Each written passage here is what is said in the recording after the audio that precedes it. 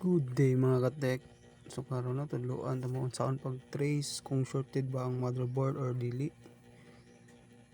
Atong buhaton i-check nato kung shorted ba ni or dili.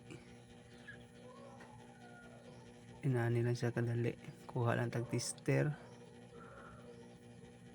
Then ato sa plaster og tarong. Then atong i-check.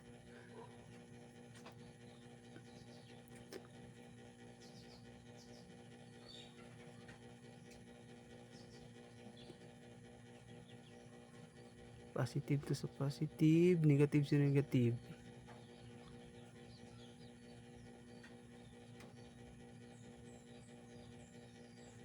Okay, kung palo gani siya diha.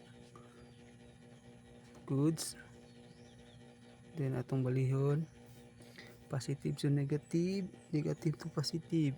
Dapat wala siya palo. Kung palo siya meaning full shorted ang motherboard. Kung wala siya palo meaning wala short ang motherboard. Okay. Meaning shorted ning ang motherboard. Then kuha sa tag-usa ka motherboard, i-try na to. Ipalo, speakers, palo gapon, fully shorted ning ang motherboard.